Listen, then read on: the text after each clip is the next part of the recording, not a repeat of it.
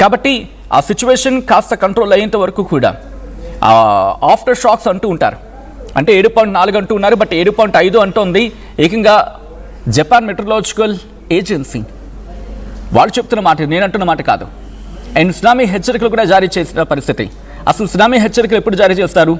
Tsunami హెచ్చరికలు ఎప్పుడు జారీ చేస్తారంటే భూకంపం సంభవించిన తర్వాత దాని తీవ్రత 6 దాటితే, అండ్ అది కూడా అక్కడున్న పరిస్థితుల రీత్యా అక్కడ ఎటువంటి సిచ్యువేషన్స్ ఉన్నాయి, అండ్ దాంతోపాటు అక్కడ మ్యాగ్నిట్యూడ్ డిపెండెన్సీ అంటే 6 తీవ్రతతో సునామీ హెచ్చరికలు జారీ చేయొచ్చా, లేకపోతే ఇంకా ఎక్కువైతేనే సునామీ హెచ్చరికలు జారీ చేయాలా అనేది వాళ్ళు క్యాలిక్యులేటివ్గా చూసుకొని వాళ్ళు హెచ్చరికలు జారీ చేయడం జరుగుతుంది.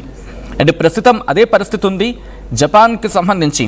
జపాన్ ఎర్త్ క్వేక్ ఒక్కసారిగా అందరినీ షాక్కి గురి చేస్తుంది అక్కడ వాళ్ళందరినీ కూడా. అక్కడ ప్రభుత్వం అలర్ట్ అయింది, సునామీ వార్నింగ్స్ కూడా ఇవ్వడం జరిగింది. లోతట్టు ప్రాంత ప్రజలను ఇప్పటికీ ఖాళీ చేయించడం జరుగుతోంది. అంతర్జాతీయ మీడియా కూడా ఇప్పుడు ప్రస్తుతం దాని మీద ఫోకస్ చేసిన పరిస్థితి ఉంది. ఎందుకంటే 7.5 తీవ్రత అనేది అది సాధారణ విషయం కాదు. దాంతోపాటు ఎవాక్యుయేషన్ వార్నింగ్ కూడా ఇవ్వడం జరిగింది, close to the affected areas అంటూ కూడా. దాంతోపాటు ఇంట్రెస్టింగ్ డెవలప్మెంట్స్ ఇక్కడ చోటు చేసుకుంటూ ఉన్నాయి. మ్యాగ్నిట్యూడ్ 7 ఆర్ అబోవ్ అంటూ ఉంది ఏకంగా జపాన్కి సంబంధించి మాట్లాడుకునే క్రమంలో ఒక ఏడాది గురించి మాట్లాడుకుంటే. అండ్ గత 16 నెలల్లో ఇంతకు అంటే ఇంత సివియారిటీ ఉన్న ఎర్త్క్వేక్ అనేది ఈ మధ్యకాలంలో రాలేదనేది ఇంటర్నేషనల్ మీడియా కోట్ చేస్తూ ఉంది. ఏడాదికి ఒక్కసారి ఇటువంటి ప్రమాదాలు జరుగుతూ ఉంటాయి, ఇంతటి ప్రమాదకర భూకంపాలు సంభవిస్తూ ఉంటాయనేది ఇంటర్నేషనల్ మీడియా కోట్ చేస్తూ ఉంది.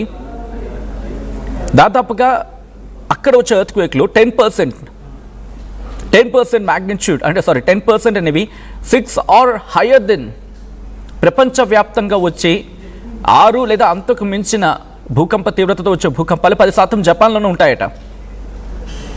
అండ్ 7.6 తీవ్రతతో 2025 డిసెంబర్లో వచ్చింది. అండ్ 2011 తోహోకు ఎర్త్క్వేక్ ఏకంగా 9 తీవ్రతతో వచ్చినప్పుడు అది సునామీకి దారితీస్తుంది. ఏకంగా 18,000 మంది, ఇది నేను చెప్తున్న మాట కాదు, అంతర్జాతీయ మీడియా సంస్థలు చెప్తున్న మాట, 18,000 మంది మరణించారు. 2011 తోహోకు ఎర్త్క్వేక్ 9 మ్యాగ్నిట్యూడ్తో వచ్చినప్పుడు అది సునామీకి దారితీస్తుంది. ఏకంగా 18,000 మంది మరణించారు. ఎలాంటి ఒక న్యూక్లియర్ మెల్ట్ డౌన్ అంటూ ఉంటాం కదా ఫుకుషిమా ప్రిఫెక్చర్ గురించి మాట్లాడుకున్న సందర్భంలో. సో దాంతోపాటు సునామీ వార్నింగ్స్ని ఇవ్వడం జరిగింది జపాన్ ప్రభుత్వం సునామీ వార్నింగ్స్ని ఇప్పటికీ ఇచ్చింది, అడ్వైజరీస్ని జారీ చేసింది. లోతట్టు ప్రాంత ప్రజలు ఆ ప్రాంతాన్ని ఖాళీ చేయాలంటూ చెప్పుకొచ్చింది. అండ్ అలాగే 2011లో వచ్చిన సునామీ గురించి మాట్లాడుకుంటే ఏకంగా 30 సెంటీమీటర్లు ప్రమాదకరమైన పరిస్థితి, అలల తీవ్రత 35 సెంటీమీటర్లకు పైగా అలలు ఎగిసి పడ్డాయి అప్పుడు. అండ్ ఇప్పుడు కూడా 7.5 తీవ్రతతో భూకంపం సంభవించిందనేది అక్కడి ప్రభుత్వం చెబుతున్న మాట. అండ్ సునామీ గురించి మాట్లాడుకున్న సందర్భంలో ఆ ఫస్ట్ వేవ్ అథారిటీస్ వార్న్ చేయడం జరుగుతోంది. బిగ్గర్ సునామీ వచ్చే అవకాశం ఉంది ఫస్ట్ వేవ్లో అని చెప్పి. జపాన్స్ మెట్రలాజికల్ ఏజెన్సీ ఏం చెప్తుందంటే ఒక బిగ్గర్ సునామీ ఫస్ట్ వేవ్ వచ్చే అవకాశం ఉంది, అటాక్ చేసే అవకాశం ఉంది అని చెప్పి. ఏ ప్రాంతాల్లో హొకైడో, ఇవాతే ఈ ప్రిఫెక్చర్స్ గురించి మాట్లాడుకున్న సందర్భంలో ఈ ప్రాంతాలకు ఇప్పటికీ వాళ్ళు వార్నింగ్స్ని జారీ చేయడం జరిగింది. అక్కడ లోతట్టు ప్రాంత ప్రజలు సురక్షిత ప్రాంతాలకు వెళ్ళిపోవాలని చెప్పి ప్రభుత్వం డైరెక్షన్స్ ఇచ్చింది. జపాన్ అథారిటీస్ ఇప్పటికే అడ్వైస్ చేయడం జరుగుతోంది. మట్టి పొరలు విరిగిపడే అవకాశం ఉంది, కొండచర్యలు విరిగిపడే అవకాశం ఉంది. అండ్ తర్వాత కూడా ఈ వీక్లో మరిన్ని భూకంపాలు సంభవించే అవకాశం ఉందని చెప్పి జపాన్ అథారిటీస్ ఇప్పటికే అడ్వైస్ చేయడం జరుగుతోంది. Japan metrological agency official warning ఇచ్చారు. ఎందుకంటే ఈ కొండ ప్రాంతాల్లో ఉండేవాళ్ళు కావచ్చు, లేకపోతే ఆ ఎత్తైన ప్రాంతాల్లో ఉండేవాళ్ళు వెంటనే మీరు అక్కడి నుంచి ఖాళీ చేసేసేయండి, ఏ క్షణానైనా కొండ చర్యలు విరిగిపడవచ్చు, మట్టి పొరలు విరిగిపడే అవకాశం ఉంటుంది, కాబట్టి ఆయా ప్రాంతాలని ఖాళీ చేయండి అని చెప్పి ఇప్పటికీ వాళ్ళు వార్నింగ్ ఇచ్చిన పరిస్థితి ఉంది. అయితే ఇంతవరకు కూడా ఎటువంటి అబ్నార్మాలిటీస్ కనిపించట్లేదు. న్యూక్లియర్ ప్లాంట్స్కి ఏమైనా డ్యామేజ్ జరిగిందా? ఫుకుషిమాకు సంబంధించి అక్కడ దైచిన్ ఉంటుంది, ఆ న్యూక్లియర్ ప్లాంట్స్ చాలా దూరంలో ఉన్నాయి, బట్ కాస్త ఇబ్బందికర వాతావరణం ఏమీ లేదనేది వినిపించేమాట. న్యూక్లియర్ ప్లాంట్ ఫుకుషిమా దైచిలో ఉంటుంది, దానికి ఏమైనా దెబ్బ తగిలిందా లేకపోతే దానికి ఏమైనా ఇబ్బంది కలిగిందా? ప్రస్తుతం దీని గురించి కూడా అధికారులు వాకప్ చేస్తూ ఉన్నారు వాళ్ళు. అయితే ఇంతవరకు ఎటువంటి అబ్నార్మాలిటీస్ కనిపించలేదు అనేది వినిపించే మాట. And Japanese news agencies quote చేస్తూ ఉన్నాయి ఈ అంశానికి సంబంధించి. And Fukushima Daini nuclear power plant అది, ఇంతవరకు ఎటువంటి అబ్నార్మాలిటీస్ లేవు అని చెప్పి అక్కడి న్యూస్ ఏజెన్సీ కోట్ చేసిన తర్వాత కాస్త ఊపిరి పీల్చుకుంటున్న క్రమం. అయితే ఫస్ట్ సునామీ వేవ్ అది జపాన్స్ ఈస్టర్న్ కోస్ట్ని తాకిందనేది లోకల్ మీడియా కోట్ చేస్తుంది. మరి ముఖ్యంగా ఇవాతి ప్రిఫెక్చర్కి సంబంధించి ఏకంగా 40 సెంటీమీటర్ల మియాకో పోర్ట్లో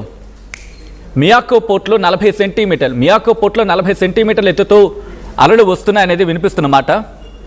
సో అక్కడ కాస్త ప్రమాదం ఉంది అనేది జపాన్ మెట్రలాజికల్ ఏజెన్సీ ఫోర్కాస్ట్ చేసింది. సునామీ వేవ్ ఏకంగా 10 అడుగుల వరకు వచ్చే అవకాశం ఉంది పసిఫిక్ కోస్ట్. హోకైడో ఇవాతే ఈ ప్రిఫెక్చర్కి సంబంధించి మాట్లాడుకునే క్రమంలో ఇప్పటికీ మియాకో పోర్టులో 40 సెంటీమీటర్లు ఒక వేవ్ రికార్డ్ అయ్యిందనేది వినిపిస్తున్నమాట. స్థానిక మీడియా కథనాన్ని కోట్ చేసి అంతర్జాతీయ మీడియా చెప్తోంది.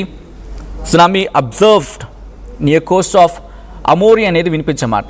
అంటే దాదాపుగా సునామీ ఒక ప్రాంతానికి సంబంధించి అమోరికి సంబంధించి 50 కిలోమీటర్ల దూరంలో సునామీ గుర్తించారు.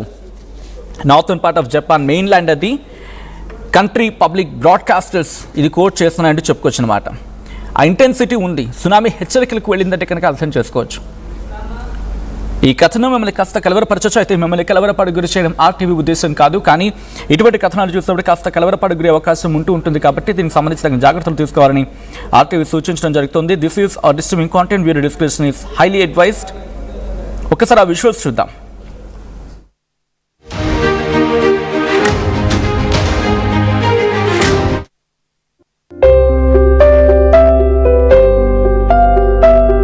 చిన్న చిన్న ఆనందాలు 35 ఏళ్లుగా నా జీవితంలో లేవు. 35 ఏళ్లుగా నేను డైపర్లలో బ్రతికాను. 6 సెంటీమీటర్ల ఫిస్టులా నా మూత్రాశయంలో లీకు కారణమైంది. ఎవరూ నాకు సహాయం చేయలేకపోయారు. ఏఐఎన్యూలో వైద్యులను కలిసే వరకు. అక్కడ వారు రోబోటిక్ శస్త్రచికిత్సతో నాకు పరిష్కారం ఇచ్చారు. వారు నా ఆత్మవిశ్వాసాన్ని కూడా తిరిగిచ్చారు. Precision care makes it possible. The Center for Robotic Surgery at AINU